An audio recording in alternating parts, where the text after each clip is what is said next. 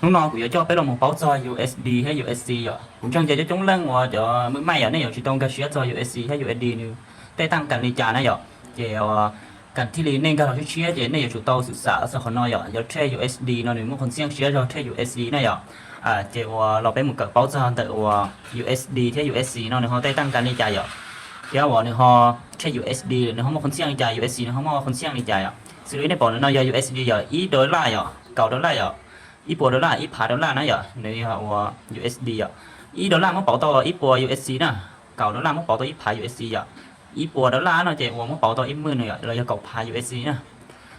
一趴ดอลลาร์เนาะจะเนี่ยมัน保到1 cent USC เราจะอยู่1 cent 1 cent นั่นเนี่ย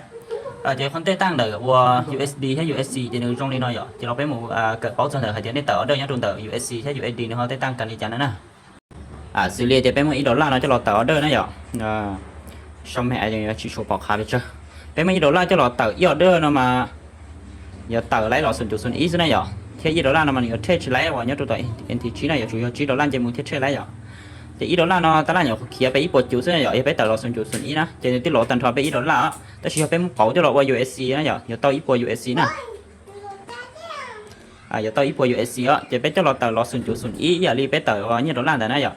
thì nếu sắm mà trả một số ý mượnจุดเลยอีเก่าผัดจุดนั้นเก่าผัดจุดได้มาในเที่ยวเรียนลบตาเป็นรูปพ่อว่าอีปัว USC เนาะอย่าไปต่อรอ0.0อีนะ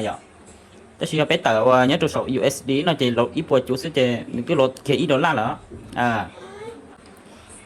แต่ในตรงนี้ได้คนได้ตั้งแต่ว่า USD แค่ USC นะจะ要ไปเฮาว่าอีปัว USC เนาะจะลดต่อไปสามารถต่อได้รอดชาว่า0.0อีแค่นั้นนึกจะต่อได้รอ0.0อีซะก็มออีปัว USC เนาะจะสามารถต่อได้สรอ0.1เที่ยรอดชอบเลยนะยอเลเวลเลยที่ก็สามารถต่อได้รอ0.1เที่ยจะคนได้ตั้งแต่ USD แค่ USC จะในตรงนี้เนาะแล้วก็ต่อ USD เนาะจะเนี่ยรถก็จะเนี่ยใช้ตัวให้ USC จะเนี่ยประหยัดก็จะเนี่ยตัวนะ